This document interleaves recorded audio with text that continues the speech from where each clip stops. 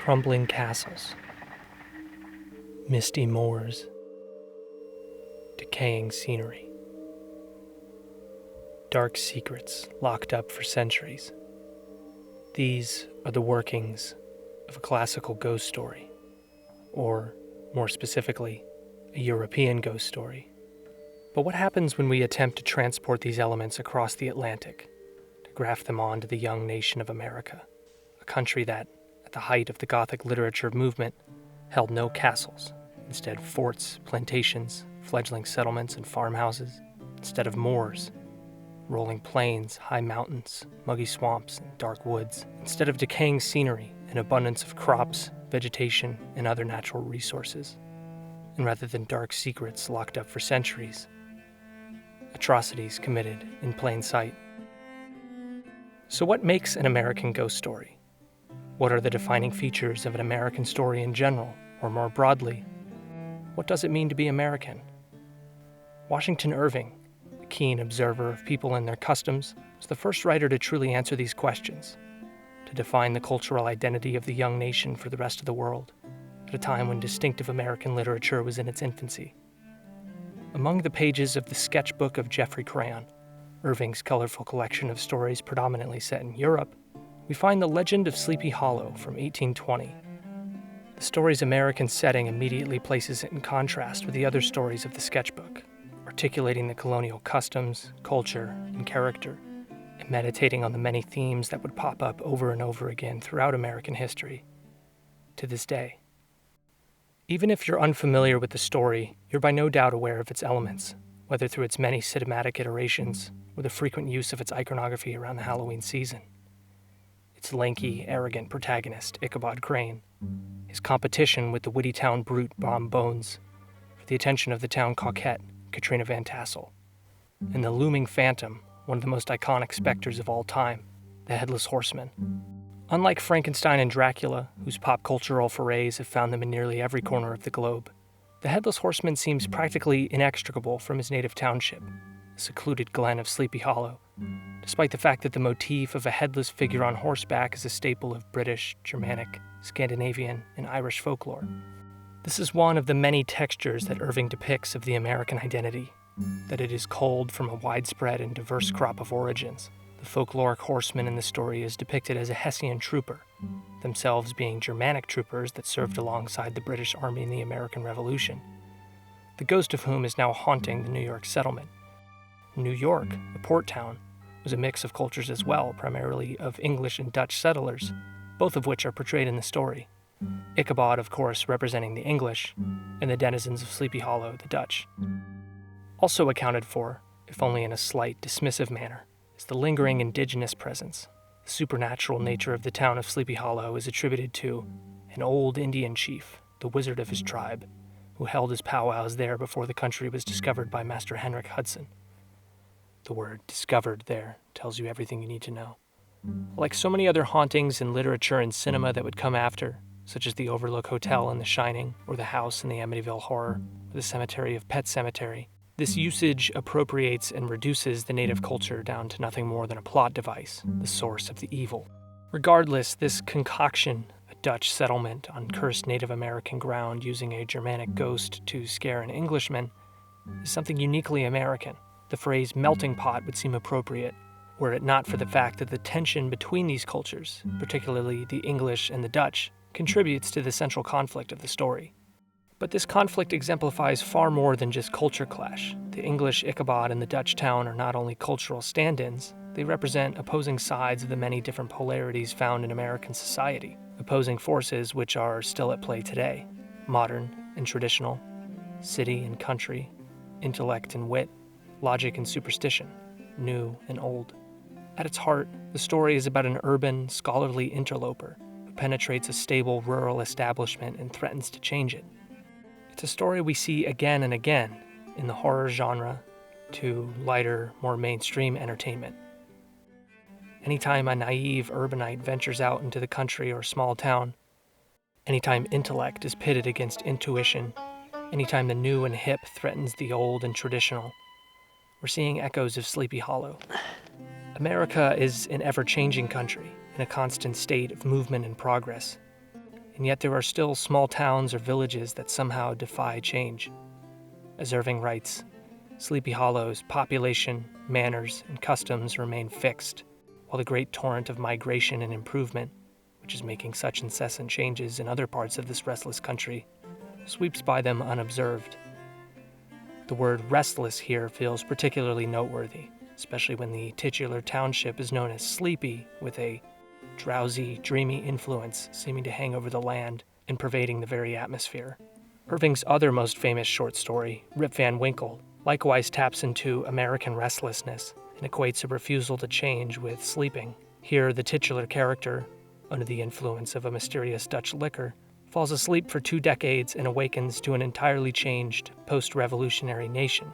Just 20 years is all it takes for America to undergo a complete upheaval, to be rendered virtually unrecognizable. The only constant in America is change. And while this should lend itself to a people that are likewise always changing, shifting, adapting, with the Dutch Sleepy Hollow, we find a community clinging even harder to the old ways, to tradition and stability, even if those old ways are inherited, even if those customs are merely decades old, even if the town haunt is younger than most of the town elders.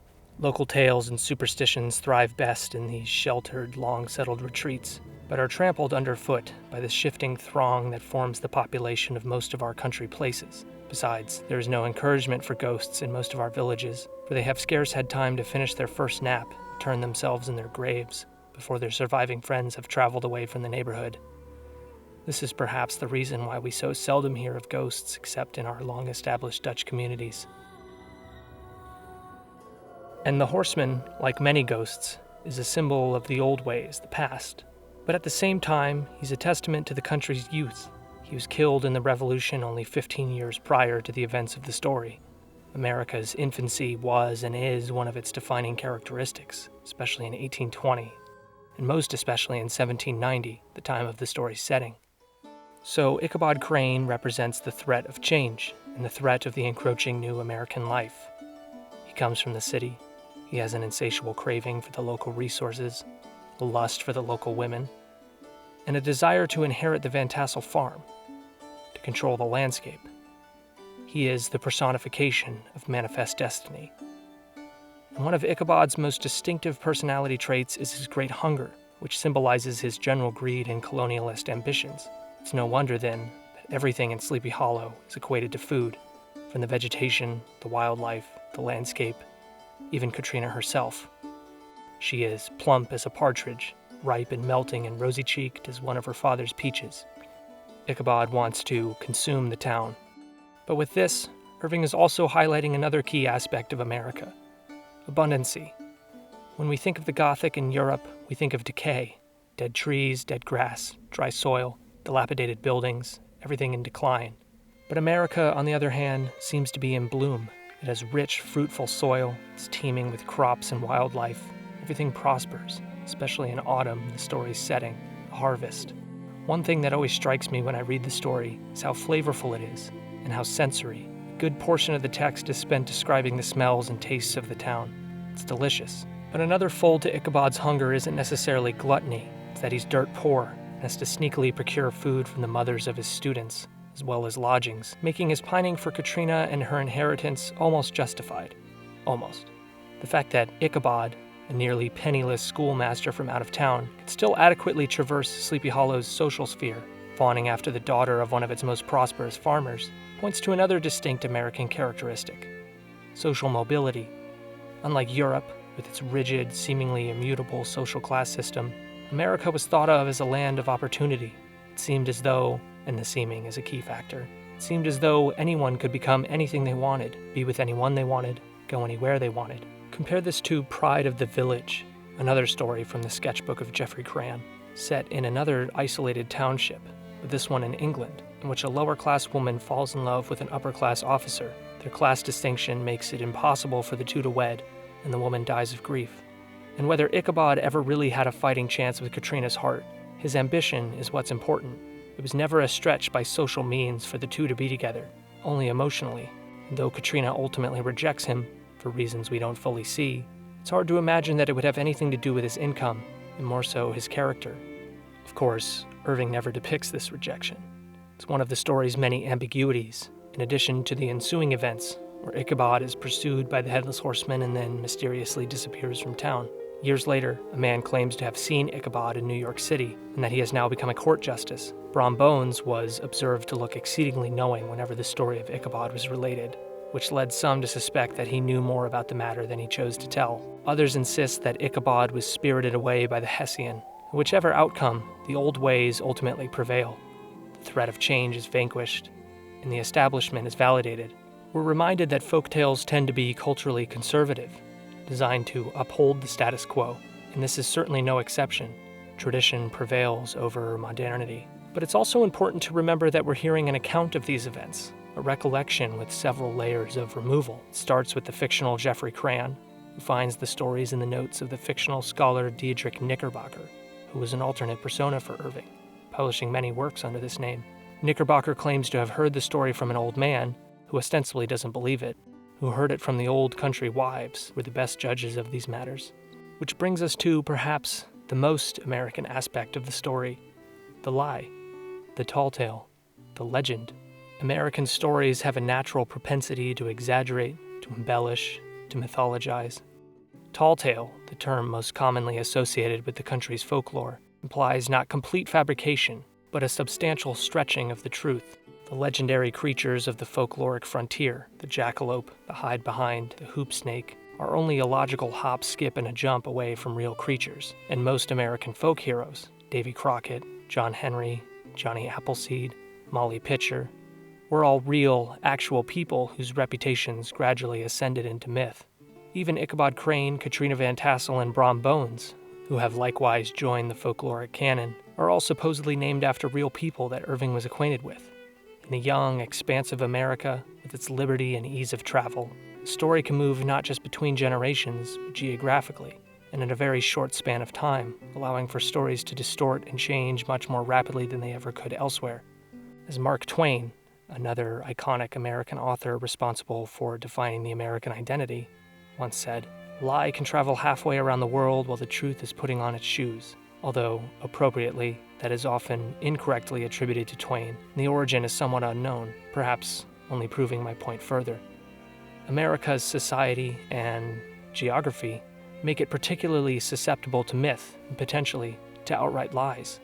So the story of Ichabod Crane moves from the old country wives to the old tavern dwellers, to Diedrich Knickerbocker, to Geoffrey Crayon, to the readers of 1820, both American and European, eventually to Hollywood, to Disney, to Tim Burton, to television, to video games. It adapts and changes. This year marks the 200th anniversary of the publishing of The Legend of Sleepy Hollow, and the themes of Irving's tale have lost none of their relevancy. This story and its characters will persist, living across mediums in some form or another, for as long as America is America, for as long as we tell stories.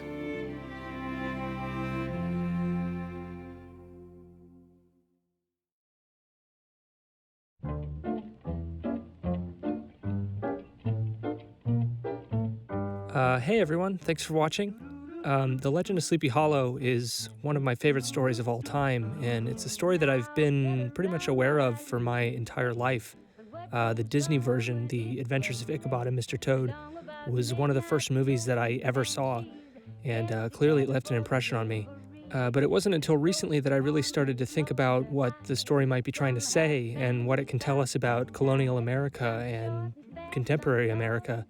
So anyway, I hope you enjoyed this, and I hope you have a happy Halloween, and stay tuned for more stuff like this in the future. Just to see what goes on in the night. When the spooks have a midnight jamboree, they break it up with a fiendish glee. Ghosts are bad, but the one that's cursed is the headless horseman. He's the worst. When he goes jogging